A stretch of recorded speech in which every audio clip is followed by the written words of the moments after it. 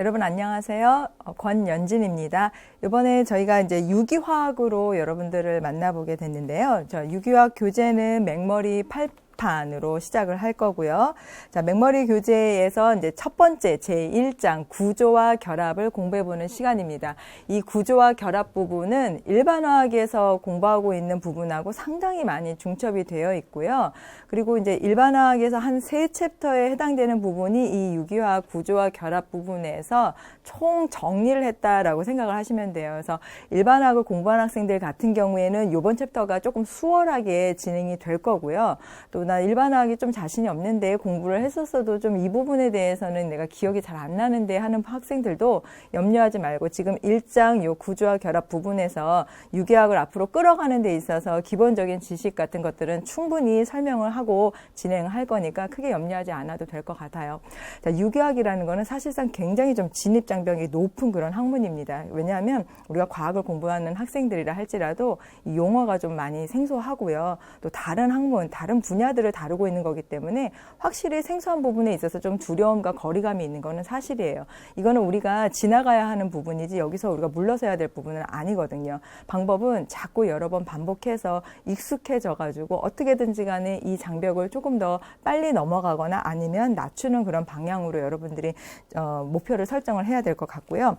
자, 우리가 유기화학을 공부하는 목적은 이게 지금 유기화학 그러면은 앞부분에서 뭐 동물성 지방, 비누, 그다음에 뭐 우레아 부분을 합성하는 그런 부분에 대한 설명들이 나오는데 이거는 저희가 이제 생활을 하면서 상식적인 부분에서도 많이 접했던 부분이니까 여러분들이 그 교재에 22쪽에 나와 있는 부분을 읽어봐도 돼요. 하지만 여기에서 얘기하고자 하는 그 목적은 뭐냐면 지구상에서 수많은 그 물질 중에 현재까지 발견된 것만 해도 벌써 5억 종 이상이 탄소하고 관련된 것이다. 그러면 유기화학이라는 건 바로 뭐냐? 이 탄소와 관련된 것들을 공부하는 학문이다라고 생각을 하시면 거의 이제 우리가 유기화학에서 공부하고자 하는 목적의 절반 이상은 먹고 들어가는 거예요, 여러분들이. 우리가 왜 탄소화물을 공부를 해야 되느냐? 우리 주변하고 관계가 있는 거니까. 다 우리 생활 속에서 관계가 있는 거니까. 그런 것들이 왜 반응을 하고 어떻게 합성을 하고 어떻게 메커니즘이 진행이 되는지에 대한 공부 부분이거든요. 자, 그래서 구조와 결합에 대한 제목으로 이루어져 있지만 사실상 이것들이 어쨌든 원자에서 어떤 원자와 다른 원자들까지의 어떤 결합에 관련된 거기 때문에 가장 기본이 되는 부분인 그 핵에 대한 부분부터 우리가 천천히 진행을 해볼 거예요. 그래서 1-1에 보면 원자, 구조와 핵, 그래서 원자 이렇게 나와 있죠.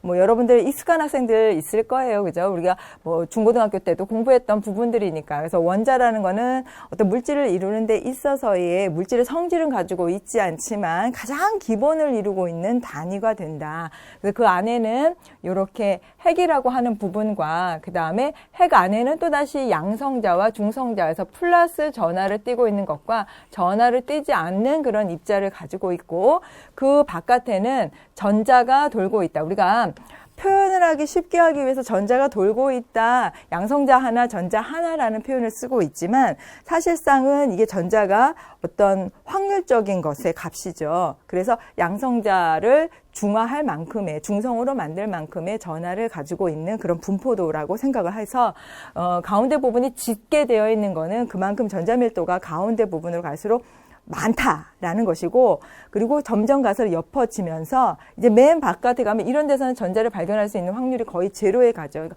확률이 제로 쪽으로 간다라는 얘기로 이제 표현을 하고 있지만 앞으로 우리가 원자를 표현하는 데 있어서는 요거보다는 조금 더 간략하게 간편하게 가운데 핵 부분을 표현을 하면서 핵 안에 양성자, 중성자 그 바깥에 전자가 돌고 있다라는 식으로 이 원자의 구조를 표현을 할 거예요. 그래야 전자가 이동을 한다. 전자 한 개가 이동을 한다. 전자를 준다. 전자를 잃는다라는 표현을 하는 데 있어서 여러분들이 머릿속에서 모형으로 그리기가 쉽기 때문에 자, 그래서 첫 번째 그 핵의 전자에 관련된 그런 그 원자 구조에 대한 얘기를 했고요. 자, 그다음에 궤도함수 이게 뭡니까? 양성자수, 그죠? 그래서 우리가 양자에 관련된 내용들을 공부를 해봐야 되는데 여기서는 양자가 어떻게 나왔는지부터 해서 그 양자 역학에 관련된 깊은 스토리를 얘기할 게 아니고요. 거기에서 우리가 쓰고자 하는 부분들만 가져다가 표현하는 방식만 좀 이해를 할 거예요. 이거는 일종의 여러분들 그 표현 방법이라고 좀 생각을 해주세요. 그래서 궤도 함수라고 해서 오비탈이라고 돼 있죠. 오비트 그러면은 이건 여기까지는 궤도예요. 근데 오비탈 그럼 이건 확률적인 얘기다라고 봐야 되는 거죠. 우리가 뭐 궤도를 요렇게 해서 전자가 마치 이 자리를 돌고 있는 듯한 그런 궤도 모양을 그리지만 이거 역시도 확률적인 부분이다라고 해서 물리학 부분에서는 이쪽에 대해서 상당히 심도 있게 얘기를 하지만 우리 유기학 부분에서는 여기에서 얘기하고자 하는 이 표현 방법들만 쓰겠다. 이게 일종의 기호 같은 건데 각각의 기호를 해석할 수 있는 방법으로만 가자. 자, 그러면 우리 양자수는 네 가지의 양자수를 사용해요. N, L, ML, MS라는 네 가지 양자수를 각각 사용을 하는데 여기에서 N이라는 것은 우리가 껍질수다. 그러니까 여기서 말하는 껍질이라는 것은 핵에서부터 첫 번째 껍질, 두 번째 껍질, 요거 껍질 다 그리지 않고 요거 이제 절반만 표현해 주는 거예요. 세 번째 껍질 이런 식으로 핵에서부터 가장 가까운 걸 N이 1이다 또는 N이 2다, N이 3이다 라고 표현하는 게 전자 껍질의 수를 표현을 해주는 거라고 생각을 하시면 돼요. 그래서 몇 번째 자리에 있느냐. 즉 N값이라는 것은 궤도함수들의 집합, 동일한 N값을 가진 궤도함수들의 집합에서 N이 1이다라는 거는 바로 첫 번째 껍질. 그 다음에 여기 이제 부껍질이라는 얘기가 있죠. 이거는 N과 L, 요 양자수 네 가지 중에서 요 두 가지를 사용하는 거다. 그러면 이 N이 뭐고 L이 뭐고 ML이 뭐고에 대한 이야기를 이제 하나씩 풀어볼게요. 지금 N에 관한 얘기를 우리가 했지만 N에 대한 얘기 다시 한번 보면 여기 지금 보면 모양이 있어요. 이게 무슨 모양이냐면 전자들이 분포하고 있는 그런 모양들이에요. 지금 무슨 모양을 하고 있죠? 구 모양을 하고 있죠. 그래서 원의 어떤 평면적인 게 아니고 구의 입체적인 모양을 갖추고 있다. 그래서 N이 1, 2, 3, 4다라는 거는 여기 핵이 다 이렇게 똑같이 있는데 핵에서부터 첫 번째 껍질까지 있을 경우 여기는 첫 번째 껍질을 포함해서 두 번째 껍질까지 있는 거예요. 요거는 첫 번째, 두 번째 껍질 포함해서 세 번째 껍질까지 있는 거예요. 그러니까 여기 있는 3이라고 얘기하는 것들은 1, 2, 3이라고 표시한 요것들은 바로 껍질 수가 된다. 하나, 둘, 세 개의 껍질에 해당되는 얘기가 된다. 자, 그러면 여기 지금 N, 1, 2, 3으로 증가하면서 반경이 어떻게 되고 있어요? 반경이 점점 커지고 있죠.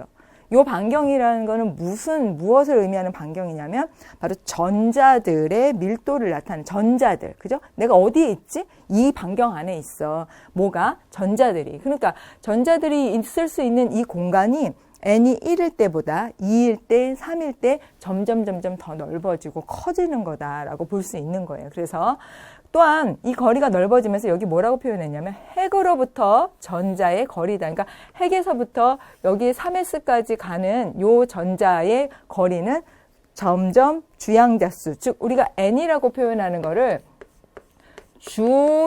주양자수라고 읽어주는데 주양자수 N 또는 전자 껍질 수 이렇게 해도 다 같은 말이에요. 근데 요게 거리가 멀어진다. 어디서부터? 핵으로부터. 점점 주양자수가 증가하면서 핵으로부터 거리가 멀어지고 있다라고 이렇게 볼 수가 있는 거죠. 자, 그러면 일단 우리가 뭐에 대한 얘기만 했냐면 구 모양을 나타내고 있는 전자의 모양에 대한 것만 지금 일단 얘기를 했어요. 그걸 얘기를 하면서 주양자수 1, 2, 3을 얘기를 했습니다. 다른 거 지금 아직 아무것도 안 했고 뭐만 했냐면 표현하는 방법. 전자를 핵에서부터 1, 2, 3 이렇게 가는데 거리가 멀어진다. 구 모양이다. 이 얘기만 했죠. 자, 그러면 그 다음에 들어갈 얘기가 뭐냐면 L이에요. 아까 L은 주양자수 나타내는 N 다음에 L 다음에 ML 다음에 그 다음에 MS는 제일 마지막에 나타낸 건데 자, 이게 의미하는 게 뭐냐. 이것도 말하자면은 기호, 암호 같은 거라고 생각하시면 돼요. 얘가 L은 0, 1, 2, 3으로 나타나네. 아까 n은 어떻게 나타냈냐면 n은 그냥 숫자 1, 2, 3으로 나타냈는데 n이 의미하는 건 뭐냐면 핵으로부터의 껍질, 전자의 껍질수 n이 1, 2, 3을 나타냈는데 요 L이라는 거는 보니까 숫자가 n보다 하나씩 빠지네. 그래서 n-1까지 가요. 그게 L이 0이다, 1이다, 2다라는 건 우리가 수학의 기호, 숫자로 말하는 0, 1, 2하고는 아무 관계가 없다는 거예요. 여기서는. 왜? 이거는 0이라는 것 자체가 어떤 기호라는 거예요. 그래서 뭘 나타내는 거냐 그러면 자, 0이 나타내고 있는 요 기호는 바로 오비탈의 모양을 나타내는 거예요. 즉 L이 0이다라는 건 S오비탈. 이 S오비탈 방금 전에 여러분들 봤을 거예요. 교재에서도 보면은 S오비탈에 대한 그 표현을 하는 데 있어서 24쪽에 보면 S궤도 함수 그래서 동그라미 빨강색으로 이렇게 그려져 있죠. 그거예요. 이렇게 되는 거. 뭐냐? 구 모양이다. 얘는 구 모양을 하고 있는 걸 우리가 S오비탈이라고 하는데 매번 구를 그리기도 번거로우니까 S오비탈이라고 표현하거나 또는 L은 0이라고 표현을 해주는 거예요. 자, L은 1이다라고 얘기하는 거는 그러면 뭘 의미하느냐? L이 1이다라는 거는 P오비탈을 의미하는 거예요. L이 2다라는 거는 D오비탈을 얘기해 주는 거예요. 자, 이때 n이 1이다. 그러면 n이 1일 때 L은 0이다. n이 2일 때 L은 0 또는 1이다. n이 3일 때 L은 0, 1, 2다. 이게 전부 다 요 n보다는 숫자가 하나씩 n-1씩 빠지고 있죠. 그리고 또 의미하는 게 뭐냐면 일단 하나만 보면 n이 1이고 L이 0이다. 그래. 이것보다 하나 빠지라 그랬으니까 L이 0. 근데 이게 뭘 의미하는 거지? 자, 이 해석은 핵으로부터 전자가 있어야 되는데 첫 번째 껍질에 여기 전자가 있다. 원, 그 다음에 첫 번째 껍질. 근데 이 L이 0이라고 의미하는 게 바로 S오비탈이라는 걸 표현을 했는데 S오비탈이라는 거는 구 모양을 하고 있다라고 얘기를 했으니까 이 기호는 얘는 1의 S구나. 이 오비탈 자체가 의미하는 건 그러면 n이 2일 때 의미하는 건 뭐냐? L이 지금 보아하니 0도 있고 1도 있다는 얘기인데 0이라는 거는 방금 했던 거. 그래? 그러면 얘는 n이 2니까 아마 핵으로부터 껍질이 2개가 있나 보다. 얘보다는 하나 더 늘어난. 그래서 2. 그리고 L이 0이라고 했으니까 제가 구 모양으로 그렸죠. 지금 요거 보고 이거는 2S, 2S의 구 모양이구나. 근데 얘는 뭐지? 얘도 오비탈을 나타내는 거예요. 무슨 오비탈이냐? 이 P오비탈 같은 경우에는 구가 아니고 이러한 형태의 R형 모양을 나타내는 거예요. 자, 그러니까 이제부터는 여러분들이 L이 0이다, 1이다, 2다 라는 이런 숫자가 나오면 이건 숫자가 아니고 오비탈의 모양을 표현하는 방법이다. 그래서 S는 구 모양이고 P는 이러한 R형 모양이다. D오비탈도 이러한 R형 모양이 여러 개 중첩되어 있는 듯한 조금 더 복잡한 그런 오비탈의 모양을 하고 있다라고 보면 돼요. 그래서 그 모양들이 교재 24쪽에 다 나와 있는 건데 그 모양들을 다시 한번 보면 자, 여기 0이고 1이고 L이 2고 L가 3이고 뭐 이런 얘기를 했잖아요. 유기화학에서는 일반화학에서는 보통 D오비탈까지 얘기를 합니다. L이 2일 때까지를 얘기를 해줘요. 근데 유기화학에서는 L이 1일 때 이상을 잘 안 넘어가요. D오비탈도 아주 드물게 조금 볼 수 있을 정도이지 많이 우리가 D오비탈까지 활용을 하지는 않습니다. 그래서 여러분들이 주 관점은 딱 여기까지 끊어서 생각을 해줘도 전혀 무리가 없어요. 전자를 차지하고 있는 공간의 모양이다. 제가 방금 전에 모양으로 표현을 했었죠. S오비탈은 구 모양이다. P오비탈은 R형 모양이다. D오비탈은 R형 중첩한 거. F오비탈은 그거보다 더 복잡한 식의 모양으로 되어 있고 여기 이제 부피라고 얘기하고 있는 거는 전자가 차지하고 있는 그 공간들을 얘기를 하는 거예요. 구 모양에서의 부피 모양이냐, R형 모양이냐. 자, 이거를 이제 우리가 L에 대해서 주어진 L에 대해서 우리가 ml이라는 거를 얘기를 해봐야 되잖아요. 그러면 n이라는 거는 주양자수 1, 2, 3 껍질수를 얘기하는 거고 여기에 l이라는 거는 이거에 대한 하나씩 빼기 1, 2 쭉쭉쭉 n-1까지 가는 게 요거는 모양에 대한 얘기라고 했어요. 그러면 ml이라는 게 의미하는 거는 여기 보면 마이너스 l, 0l, 플러스 1이다. 이렇게 플러스 l이다라는 얘기예요. 이게 지금 l, 1, 0이 아니고 이게 다 l자니까. 그러면 그게 의미하는 게 뭐냐.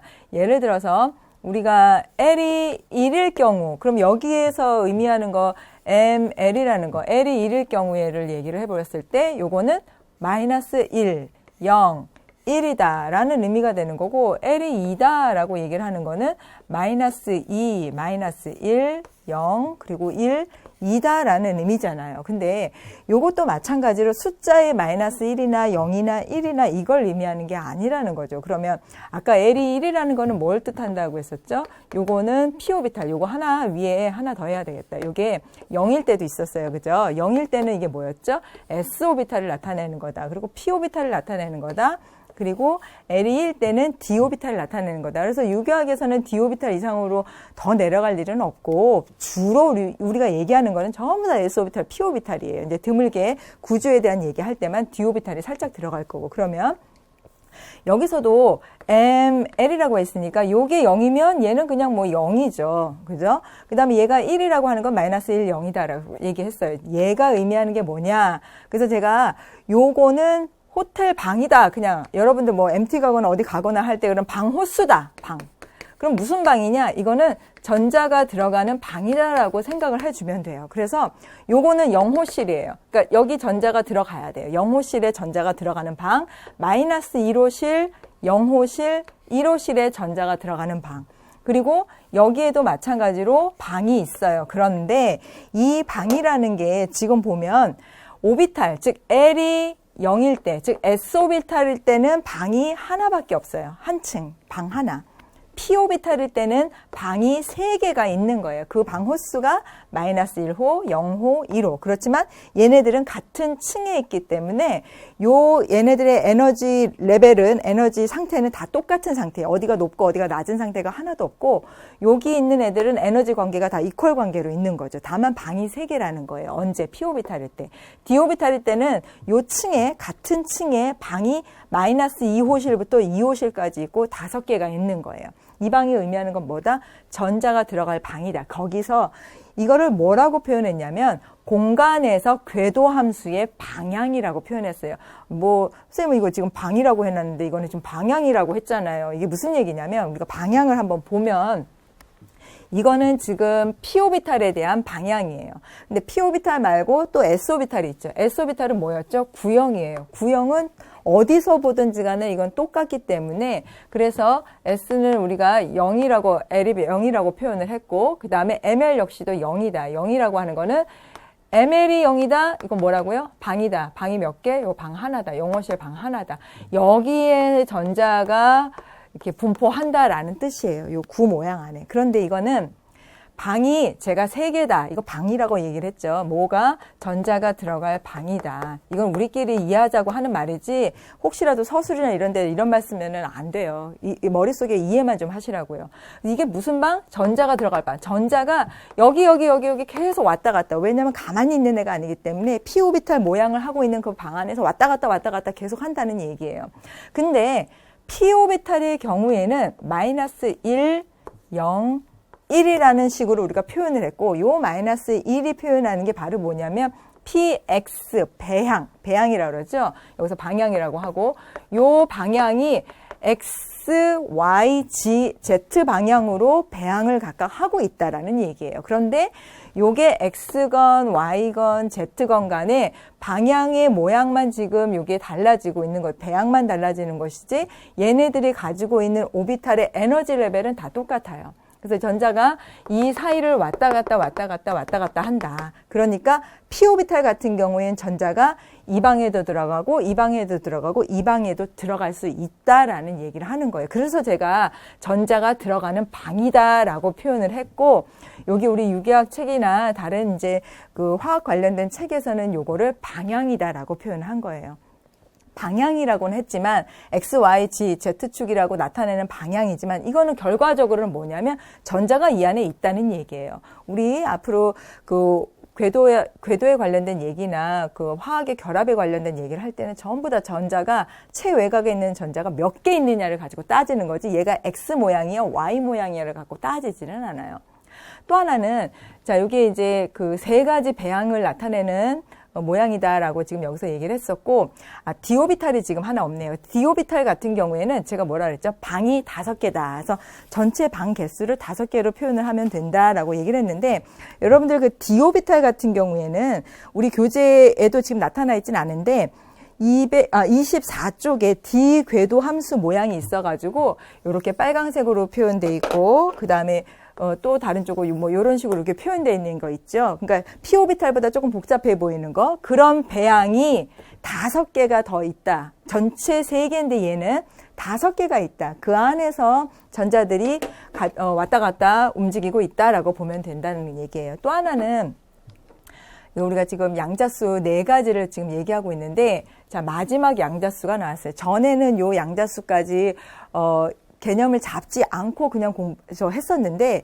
마지막에 이게 지금 스핀이 반대로 도는 애가 있네라는 거를 사실은 대학원생이 알아냈었고, 그 대학원생의 아이디어를 받아가지고 파울리가 그 베타의 원리를 만들어서 발표를 한 거죠. 거기에 나오는 주 내용이 바로 전자의 스핀 양자수라는 얘기예요. 자, 그러면 다시 합니다. 반복해요. 이게 첫 시간이기 때문에 ML 그리고 마지막 MS까지 나왔어요. 주양자수, 껍질수라고 얘기를 했었죠. 핵에서부터의 껍질수. 그리고 얘는 모양이라고 얘기했어요. S 모양이냐, P 오비탈 모양이냐. 그 다음에 얘는 방수라고 했어요. 얘가 몇 개 들어있느냐. 요거는 방이 하나다, 요건 방이 3개다, D 오비탈은 방이 5개다.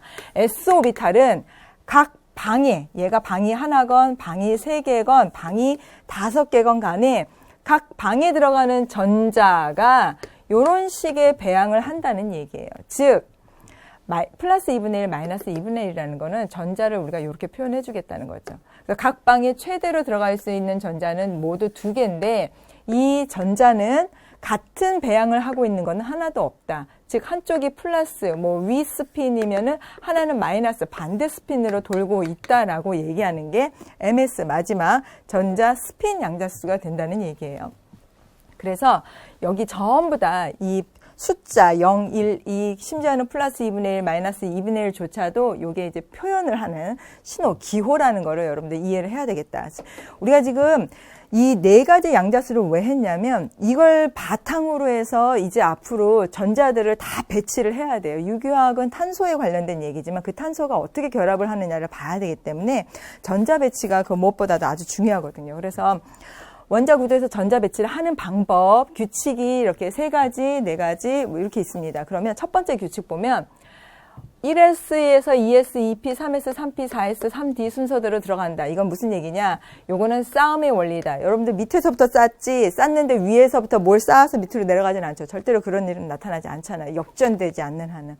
이거는 1S 오비탈이 가장 에너지가 낮은 상태라는 거예요. 그래서 에너지가 낮은 상태부터 전자를 차곡차곡 쌓아야 된다는 얘기예요. 책 쌓듯이 바닥에다 쌓고 그 위에다 쌓고. 그래서 얘가 1S, 여기서 1S가 의미하는 건 뭐였죠? 주양자수 N, S가 의미하는 건 L을 의미하는 거예요. 그죠? 그 다음 껍질로 넘어가서 2, S 이런 식으로 순서대로 쌓아야 된다. 싸움의 원리라고 얘기를 하고 있고요. 단, 여기서 좀 조심해야 될 때가 있어요. 우리 눈에 볼 때는 마치 역전되는 듯하게 보이는 그 순서가 있어요. 어디냐면 1, 2, 3, 4 순서대로 쌓으라면서요. 해놓고서는 근데 여기서는 누가 먼저? 주양자수 4가 먼저, 4S가 먼저 쌓였어요. 그리고 나서 3D. 이거는 에너지 주양자수로 봤을 경우에는 4가 숫자가 크지만 에너지 전체의 어떤 레벨로 봤을 때는 4S 오비탈이 3D 오비탈보다 살짝 내려오기 때문에 얘부터 쌓고 그 다음에 3D 오비탈을 쌓아야 된다. 요거를 여러분들 주의해서 전자 배치를 차곡차곡 해야 돼요. 전자는 지구가 자전하는 것과 같은 방식으로 축 전자 회전을 한다. 그러니까 어떻게 해야 되느냐? 앞에 말 다 몰라도 돼요. 지금 중요한 말은 얘는 위, 아래 스핀이 반대 배양을 하고 있다. 하나가 위로 돌면 하나는 아래다. 아까가 어떻게 표현했죠? 플러스 2분의 1, 마이너스 2분의 1 이런 식으로 표현했죠. 그죠? 그래서 전자는 같은 스핀을 갖고 있으면 안 된다. 꼭 반대 스핀이어야 된다. 이게 파울리의 베타의 원리다라고 얘기를 했고, 그 다음에 비어있는 궤도함수가 있으면 그 모든 궤도함수가 채워질 때까지, 근데 다가 아니고 반씩 채워질 때까지 하나씩만 채우래요. 이거는 제가 이건 훈트의 규칙이라고 얘기하죠. 훈스 룰이라고도 하고 우리 발음식으로는 훈트의 규칙 이렇게 표현을 하더라고요. 훈트의 규칙이라고 얘기하면 저는 이걸 뭐라고 하냐면 좌석버스 배치라고 생각을 해요. 좌석버스. 그럼 여러분들 좌석버스 딱 탔는데 여기 사람 탔어요. 그러면 그 옆에 차곡차곡 채워서 앉고 싶어요? 아니죠. 빈자리 먼저 찾잖아요. 그 전자도 마찬가지라는 거예요. 빈자리가 먼저 반반씩 다 채워질 때까지 전자도 채워지지 않는다. 왜? 여러분들 옆 사람 이렇게 사람 옆에 있으면 는 긴장되잖아요. 이게 그 뭔가 에너지적으로 좀 안정하지는 않죠. 누군가 내 옆에 있다는 거는 빈자리 있을 때 딱 채워서 비어 있어야지 안정하죠. 얘네들도 빈 공간이 있는데 전자를 차곡차곡 채우면 에너지적으로 더 이렇게 높다는 게 이제 실험적으로 증명이 됐단 말이에요. 그래서 가능한 한 빈자리 있으면 빈자리로 채워라. 자. 그러면 우리가 전자를 채우는 데 있어서 지금 아주 중요한 3가지 원리가 나옵니다. 하나는 축테의 원리, 이거 뭐라 그랬죠? 에너지 낮은 것부터 밑에서부터 차곡차곡 쌓읍시다라는 거였죠.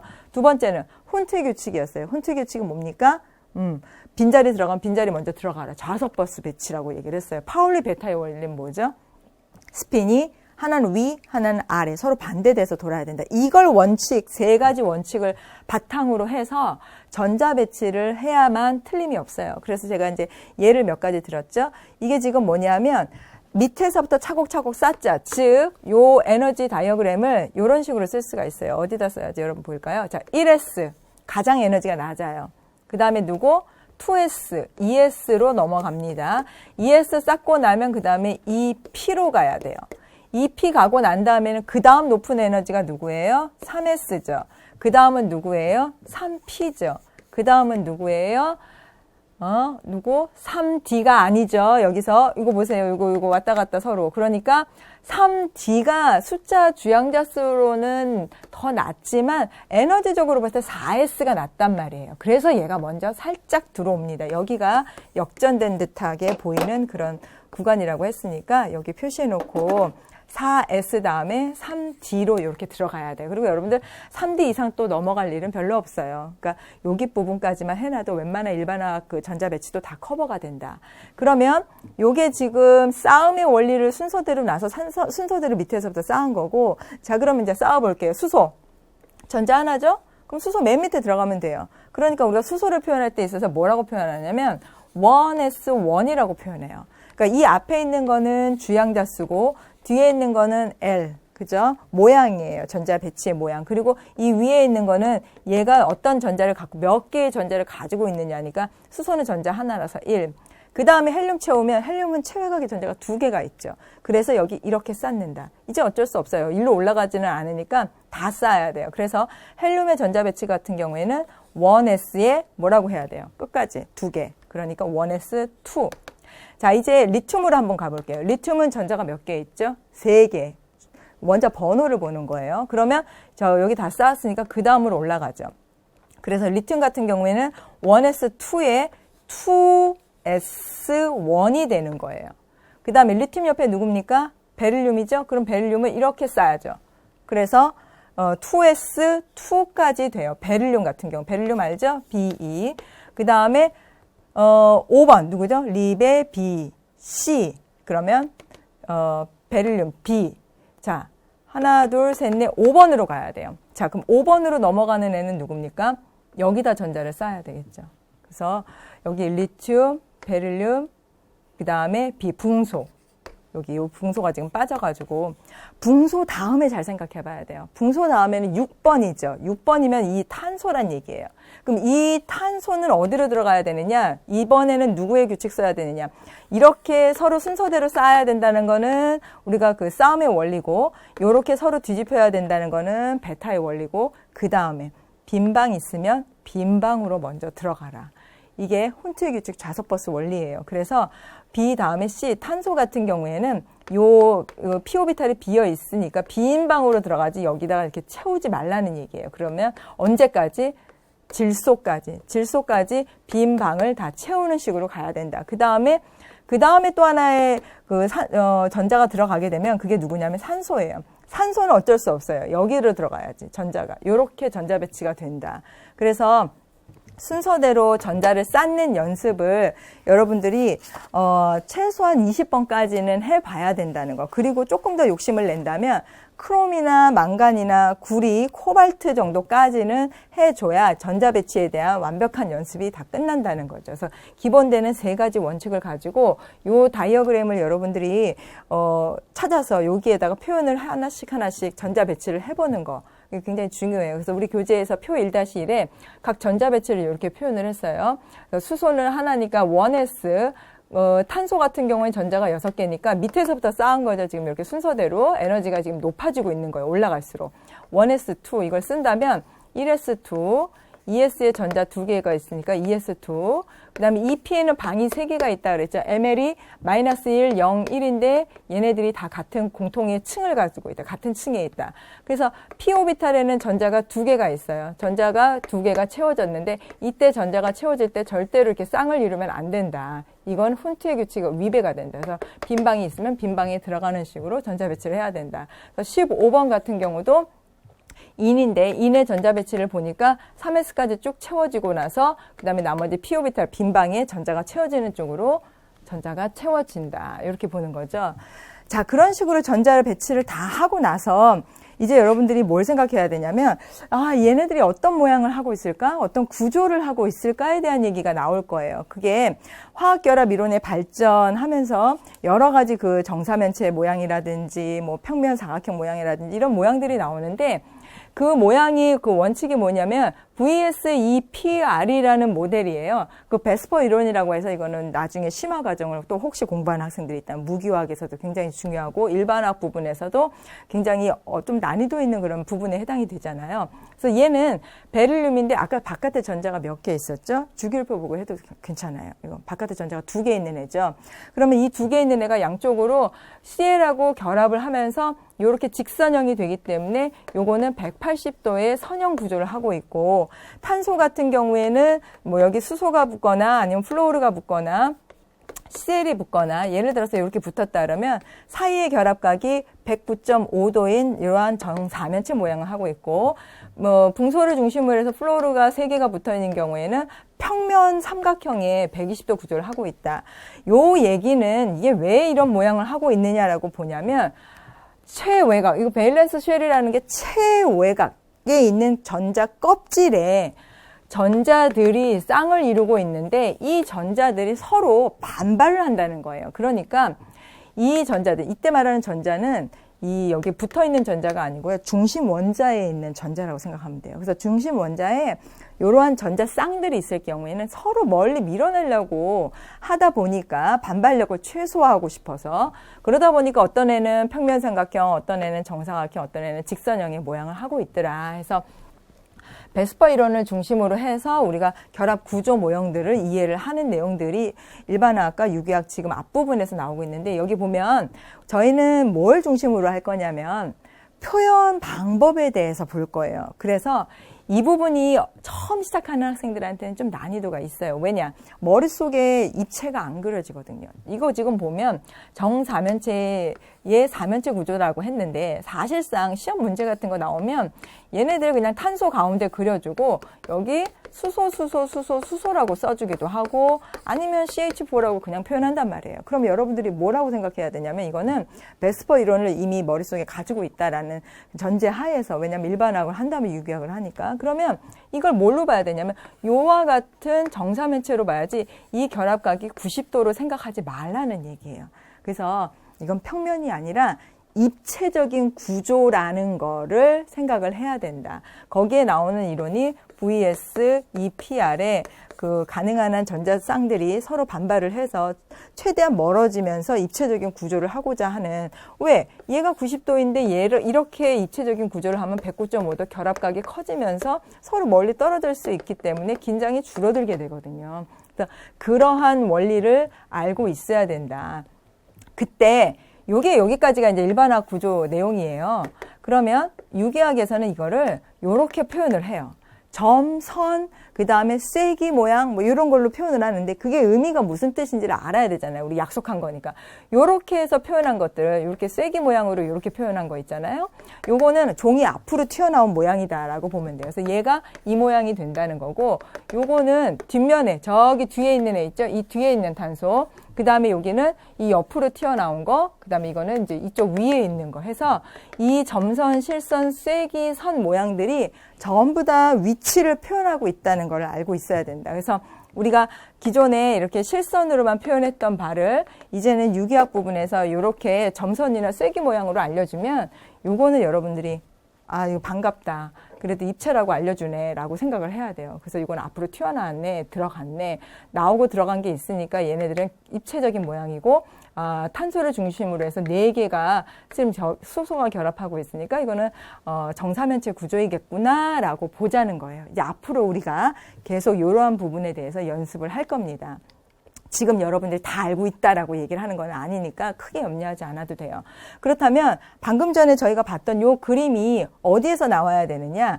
요 루이스 구조식에 의해서 나온다는 거죠. 루이스 구조식이라는 건 뭐냐면 저렇게 입체적인 구조로 나타나는 것을 일단은 우리가 선이나 점으로 표현하자는 거예요.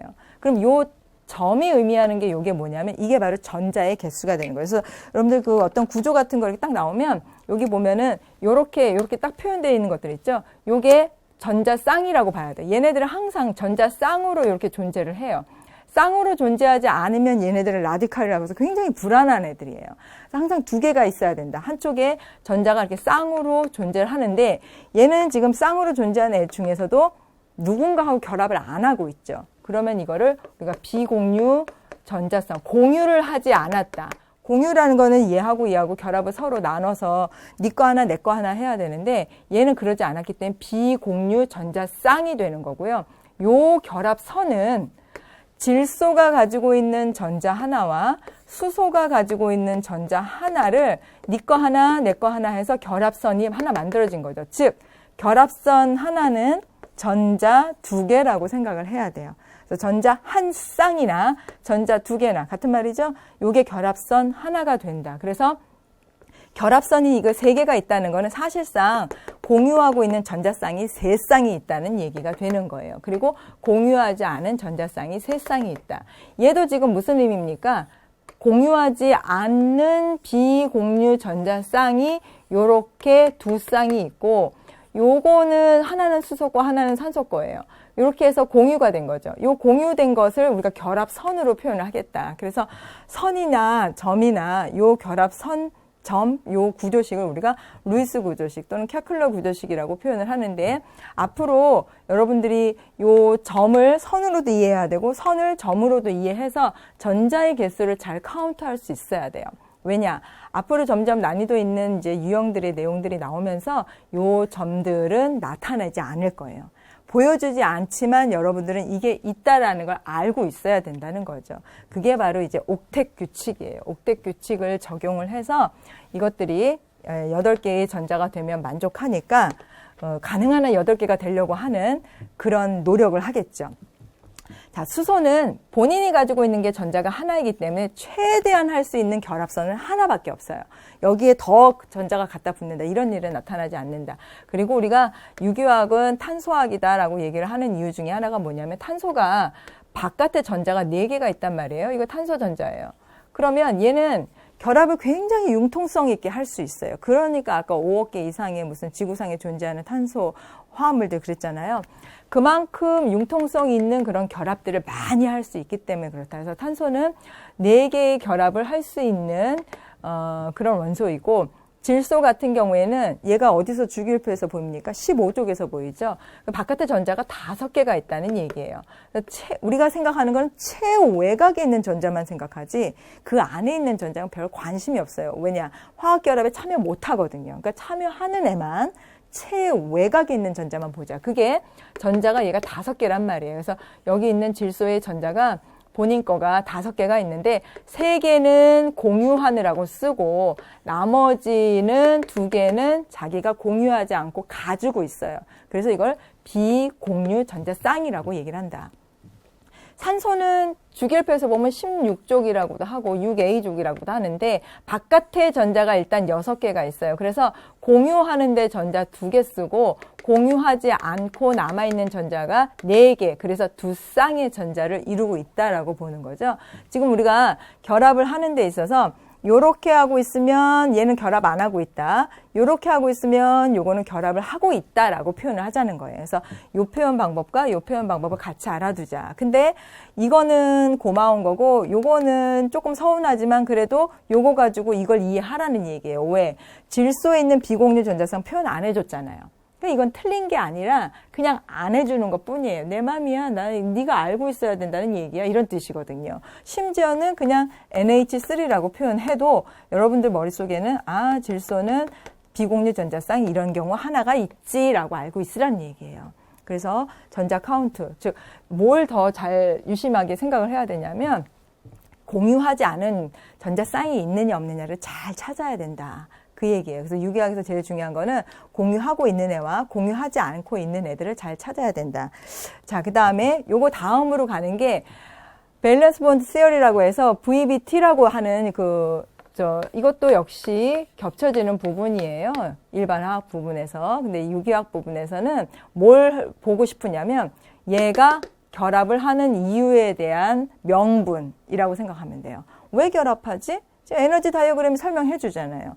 따로따로 수소가 이렇게 있는 것보다는 수소가 결합을 해서 요와 같은 분자, 즉 네 전자 하나 줘라, 나도 하나 줄게 해서 뭐가 이루어졌냐면 여기 공유가 됐어요. 전자쌍을 공유하면서 원자였던 게 지금 분자가 됐잖아요. 요렇게 분자가 됐을 때의 장점이 있어야 돼요. 항상 뭔가 결합을 하는 애들은 반드시 이득이 있어야 돼요.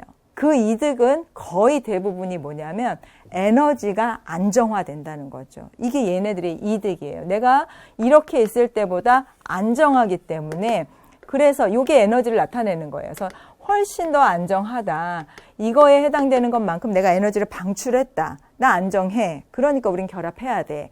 근데 이걸 다시 거꾸로 끊어내고 싶다. 그러면 여기에 해당되는 에너지만큼 들려줘야 이걸 분리를 시킬 수가 있다는 얘기예요. 그 말은 다시 말하면 우리가 화학 결합을 하는 데 있어서 얘네들이 결합을 하려고 하는 그 이유가 바로 결합 에너지로 증명이 된다는 거죠. 그래서 앞으로 여러분들이 이런 다이어그램을 봤으면, 이런 그래프를 봤을 경우에 얘가 이렇게 원래 있었던 상태보다 안정하기 때문에 결합을 한다라고 해석을 해주면 돼요. 그래프 해석이라는 게. 근데 여기 보면 이건 뭐죠? 이거는 얘네들이 잘 결합해야 되는데 잘못 결합하려고 했던 경우예요. 그러니까 어느 정도의 거리는 유지해야 되는데 이것들을 결합하겠다고 확 너무 세게 부딪히니까 이 안에 핵하고 핵끼리 뭐가 생겨요? 너무 가까워져 버리는 거죠. 그러면 핵 간의 반발력은 전자끼리의 반발력보다 훨씬 더 크게 나타나요. 그래서 핵하고 핵끼리 쾅 하고 부딪히니까 멀어져요. 오히려 따로따로 있었을 때보다도 더 못한 상황으로 벌어져요. 그래서 이렇게 나타낸다. 그리고 이 선은 이렇게 지금 우리가 단일선으로 나타내고 있으나 사실상 요거는 알짜 인력만 나타낸 선이지요. 실제로는 얘네들이 가까워지면서 뭐가 발생하겠어요? 인력만 발생하겠어요? 반발력도 발생해요. 그 인력과 반발력을 알짜 에너지로만 나타낸 하나의 선이라는 것까지 같이 알아두면 되겠지. 왜 인력만 작용해요? 라고 얘기를 하면 아니에요. 반발력도 있어요. 그런데 지금 여기까지는 인력이 더 크게 작용하기 때문에 여기까지는 좋다. 근데 여기서부터는 너무 반발력이 커서 저렇게 멀어지게 된다. 그러니까 얘네들이 결합하려고 하는 거 에너지상의 문제다. 그죠? 더 적은 에너지. 그래서 아까 있는 이 그래프를 이렇게 우리가 표현을 해요. 보통 수소가 따로따로 하나씩 있었으니까 수소는 최외곽에 전자가 하나 있죠. 그래서 우리가 아까 배운 걸로 한번 써봅시다. 수소는 주양자수가 1이고요. S오비탈을 가지고 있어서 최외곽에 전자가 하나 있어요. 그런 수소가 이게 지금 다른 수소하고 똑같은 I하고 결합을 해서 이렇게 결합을 하게 되면 두 개의 수소가 따로따로 있었던 것보다는 에너지가 이렇게 나타난다. 그러니까 이거는 1s A라는 수소, 이거는 1s HB라는 수소인데 각각 따로따로 있다가 이렇게 결합을 하면 이것만큼에 해당되는 에너지를 뭐 한다? 방출한다는 얘기예요. 다시 얘기하면 결합 잘 돼 있는 수소 분자를 내가 수소 원자 상태로 분리하고 싶으면 436kJ 이상의 에너지를 가해야만 이거를 따로따로 분리를 시킬 수가 있다. 그래서 이거를 우리가 뭐라고 얘기하냐면 이 에너지를 결합 에너지라고 얘기를 해요.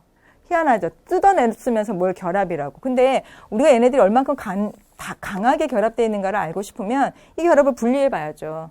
그래서 결합 에너지라는 표현을 씁니다. 그러니까 이 결합 에너지가 세면 셀수록 이거 어떻게 되겠어요? 에너지 레벨적으로. 더 내려가요. 더 안정한 쪽으로 내려간다는 얘기예요. 그러면 더 강하게 결합되어 있다. 그 말은 뜯어내는데 더 많은 에너지가 든다라고 해석을 할 수가 있는 거죠. 자, 그래서 그 VBT 이론도 참 잘 맞아떨어졌다는 이론이에요. 그래, 결합을 하는 이유는 안정하기 때문에 해야지 하고 결합을 시키려고 해봤더니 뭐 수소 이런 애들은 잘 맞았어요. 그런데 걸림돌이 생긴 거예요. 뭐냐면 탄소랑 메테인, 즉 탄소하고 수소하고 결합을 시켜서 내가 메테인을 좀 만들어야 돼요. 그런데 그 VBT 이론, 방금 전에 봤던 그 이론에 의하면 탄소가 최외곽에 전자가 몇 개 있어요. 6개, 6번이죠. 그래서 얘는 1s2, 2s2에 2p2까지 전자가 채워지는 애예요. 여러분들 아직은 이게 익숙치 않아도 자꾸 써서 이게 전자의 개수를 바로 이렇게 오비탈 배치로 할 수 있어야지 됩니다. 그러면 최외곽에 있는 전자는 같은 주 양자수에 있는 전자의 총수를 봐야 돼요. 그래서 여기 지금 전자의 총수가 4개가 있는데 이걸 어떻게 표현했냐면 여기 1s에 해당되는 거는 안 그렸어요.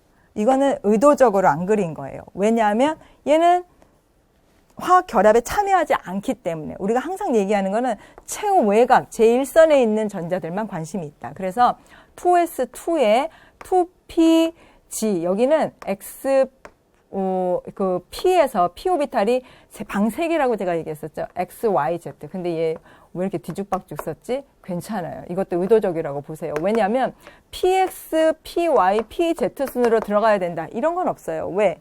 얘네들 다 같은 층수, 같은 에너지거든요. 그러니까 꼭 Z 먼저 들어가야 돼, X 먼저 들어가야 돼. 그건 아무 상관없다는 거. 어디 들어가도 된다. 그래서 일단은 그거 무시하고 X, Y, Z 중에서 방 2개만 들어가면 되는데 어떻게 들어갔죠? 수소가 아니고 탄소가 P 오비탈의 전자 2개가 빈 방에 하나씩 들어갔어요. 훈투의 규칙에 의해서. 자, 그렇게까지 들어간 건 좋았는데 이거 지금 흰색으로 되어 있는 거는 탄소 거예요. 그죠? 최외곽에 있는 탄소가 4개가 있으니까. 그러면 탄소가 지금 혼자 있는 애가 2개밖에 없어요. 채워질 수 있는 방은 요 자리하고 요 자리밖에 없다는 거죠. 이게 뭡니까 그럼? 이거는 지금 수소예요. 그러면 수소가 몇 개 들어왔다는 거죠? 수소가 2개. 이거 만들고 싶은데 내가 고작 만든 건 CH2예요. 그리고 더군다나 이 결합각이 여기가 몇 도냐면 90도예요. 여기가 90도의 결합각을 만들어요. 근데 실제로 우리가 그 입체 모양을 봤을 때 이 결합각은 몇 도였냐면 109.5도거든요. 결합각도 틀리고 CH4도 못 만들고 이게 뭐냐. VBT 좋대놓고선 VBT 갖고 이거 설명 안 되잖아 해서 그 다음에 또 나온 게 바로 뭐냐면 혼성 이론이에요. 자, 이거는 우리가 VBT 이론을 해서 VBT라는 게 뭐였었죠? 최외곽에 있는 애들이 결합을 해가지고 분자가 되는 거. 그거에 대한 얘기였잖아요. 좋았어요, 여기까지. 근데 그거 갖고 설명이 안 되더라.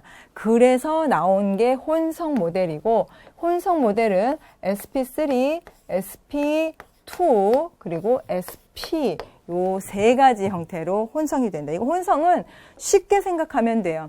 바나나하고 딸기하고 섞어서 바나나 딸기 섞어 그 믹서기에 넣고 막 갈았어요. 그럼 이건 바나나야. 이건 딸기라고 말을 못 하죠. 그죠? 바나나 딸기 믹서 주스가 되는 거죠. 이 혼성도 그런 개념이라 생각하면 돼요. 얘는 S 오비탈하고 P 오비탈하고 놓고 섞은 거예요. 그래서 이거는 S야, 이건 P라는 말이 아니고요. 이거는 SP야. 근데 SP가 P 오비탈이 3개 참여하면 SP3, P 오비탈이 2개 참여하면 SP2, S하고 P 오비탈하고 1대1로 참여하면 이건 SP 혼성이야.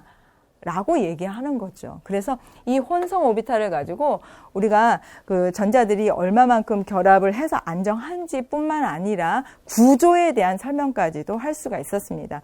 잠시 쉬었다가 이 혼성 오비탈에 대한 내용 중심으로 해서 정리를 해보도록 할게요.